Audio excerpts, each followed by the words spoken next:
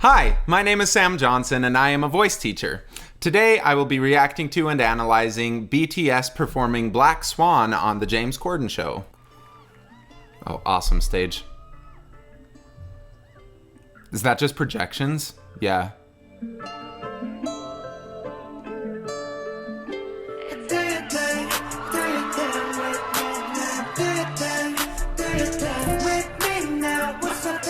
I always get so jealous of guys who have voice types like this where they're able to go up around the middle part of their voice, from the F to the A, and have a really, be able to sing it quiet but in full voice. I have a really heavy voice, and so that's always been something that's a struggle for me, is finding kind of the minimum amount of sound that I'm able to make. Usually I kind of underdo it because I really love this kind of sound, but that's something that I've just kind of had to accept with my own voice. Like, I'm never gonna sound like that just because I have a totally different instrument. But it's really cool. I mean, they're going up to that F and it sounds very easy. It's not like a really heroic sound, but we don't need it to be. And for me, I would call that a connected full voice sound. Would I call that chest voice? Probably not, because it's high enough that most guys end up not really feeling it in their chest at that point anymore, but it is a totally connected sound. And for me, that's the end goal, where chest voice and head voice are more results of how different singers describe the sensations when they're singing. But chest voice and head voice, in my opinion, shouldn't be the goal that we're going for. The tone that we're looking for, and the volume, and the pitch that we're looking for are all of the goals. And then how much you feel it in your chest or your head, to me, is kind of a secondary result that we can just observe rather than as the goal. I said that 5 times.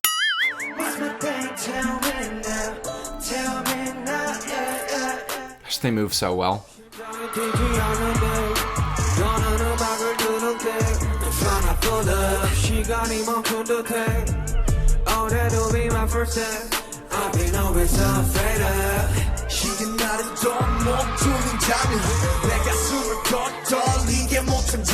The second rapper versus the first has a lot more depth and kind of warmth to his voice. It's also a more aggressive sound, in my opinion, where the first rapper was a little bit more melodic.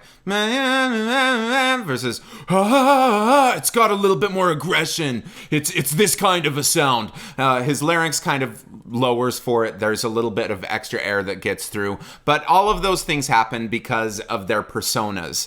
And I'm sure that each of these guys has a very strong idea of who their character is in BTS, and how much overlap there is between the character in BTS and the character outside and just like being a person. I'm not sure about that, but I think that for pretty much everyone, you kind of develop a stage persona that might have a lot of crossover with your regular day-to-day life, but it's almost never like, yeah, this is completely 100% how I am day to day, because most people are too boring. But what if the moment is right now?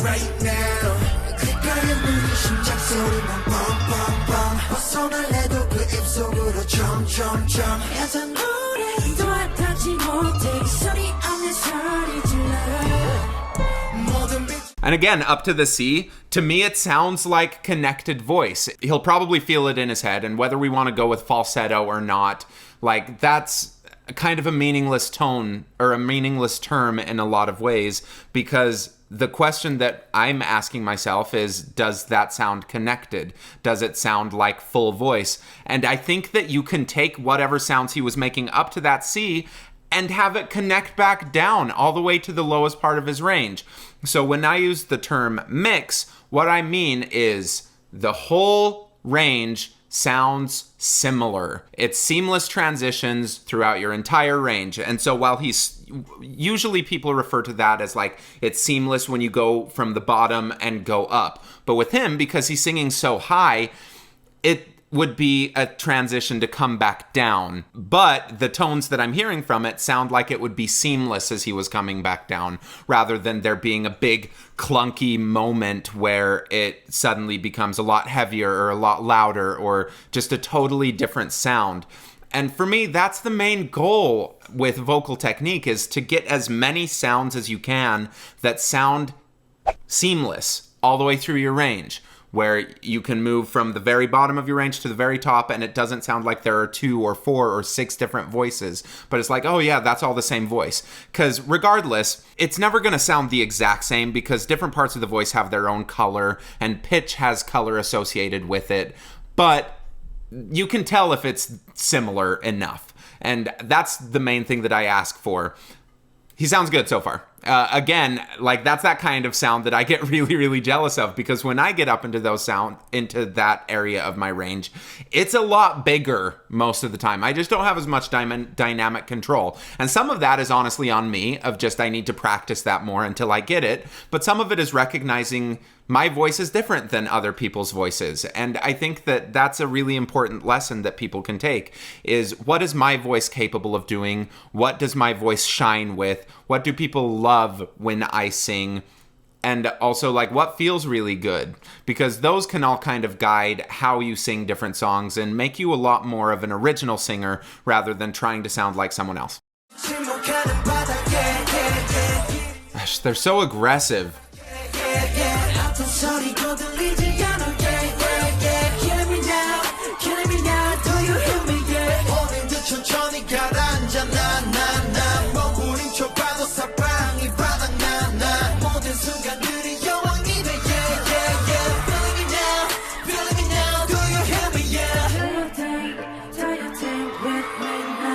They are fantastic. Just vocally, what they're doing with their voices, it's expressive. We get a lot of different movement, and it's pretty cool because we have so many different singers in this, that there is dynamic movement, and there is just...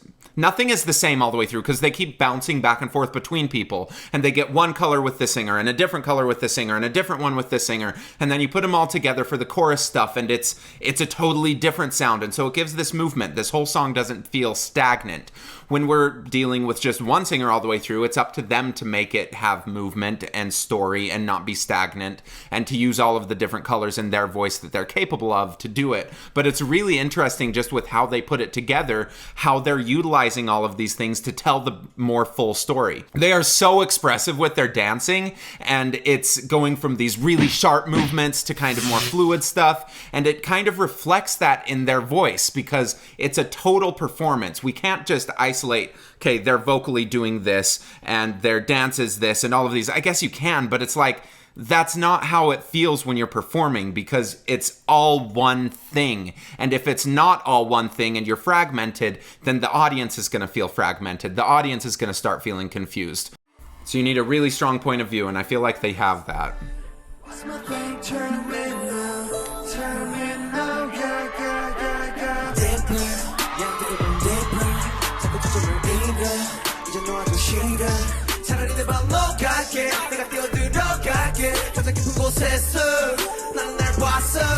Good. As he started, it was a lot of this breathy stuff, and then it got really intense as it went on. Was he thinking, I'm going to engage more of this and more raise the pressure and whatever anatomical things that I talk about? No. He was thinking, okay, this is getting more intense, and then his body followed with it. Technically, what is happening is at the bottom part where he was a little bit breathier, his vocal folds just weren't coming together as intensely. The pressure underneath those vocal folds wasn't very high. And then as he started going on, the resistance increased, the pressure increased because the resistance increased, and that made it start sounding a little bit louder. The vowel sounds weren't super open, which started making it sound a little bit compressed, where if he wanted it to be a more traditionally beautiful, open, resonant sound, yeah, he'd need to drop the jaw a little bit and work on making those vowels appropriate for that. But the vowels he was using, it was kind of tight. And it works.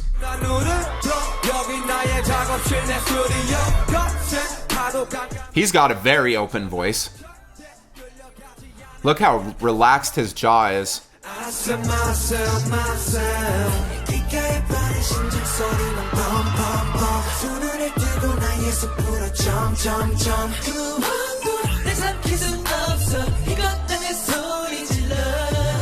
So with that, I think it's the same singer, and I could be totally wrong, and I'm sorry if I am, but when he went up to that high note, he added a little bit of extra air, so it sounded like it flipped. Compared to some of the other times when he went up there, I didn't hear that extra breathiness, and so to me, that's like, oh yeah, that's a little bit more of a full connected voice. When he started coming down, he didn't go like low enough that you'd probably start feeling it really in your chest, but as he started going down, we lost that breathiness. And so it kind of crescendoed from the obviously quieter, breathier sound, but we also had this crescendo of tone where it went from breathy to clean. And using both of those ideas, I think, is really cool because it brings interest. Because you don't want to sound the same all the way through a song. You absolutely don't. It starts sounding boring. When I talk about sounding the same and about having uniform sounds, it's because that's how you can technically figure out how to make all of these sounds. And when you're working on just technique, you don't want things to pop out, because when things pop out, like if you're asking for everything to be mezzo forte and with this certain tone color, and you're doing all of this, and then there's a certain note that suddenly becomes fortissimo or that suddenly becomes a little bit tighter, that shows that that's an area that's not really balanced yet, and you can work on that specific area, because when you're singing, you don't want to be constrained by technique. The technique is there so that you can focus on emotion, you can focus on your dancing and on your total character, and then the voice is just there because you can trust it.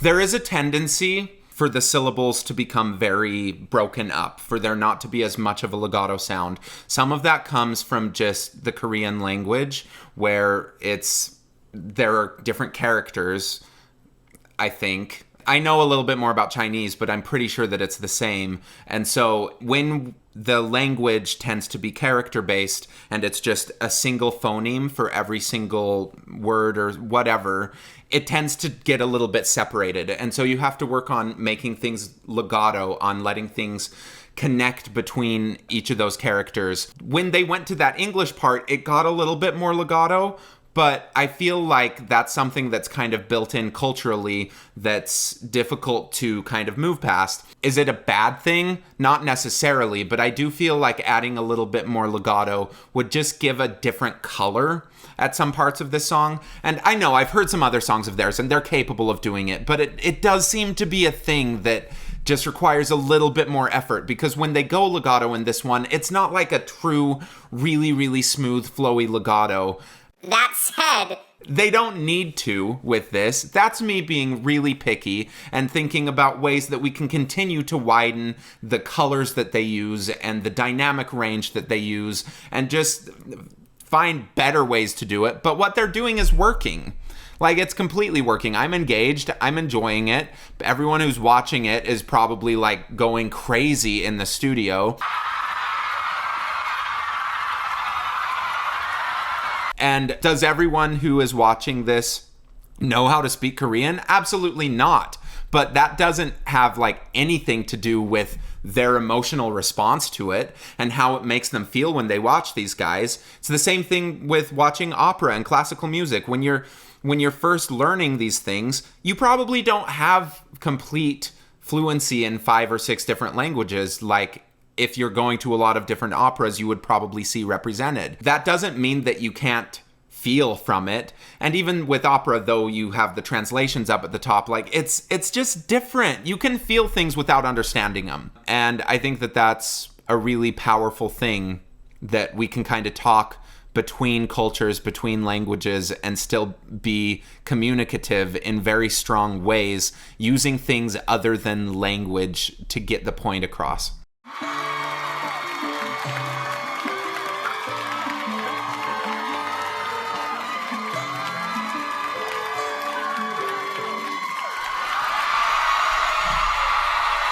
Ladies and gentlemen!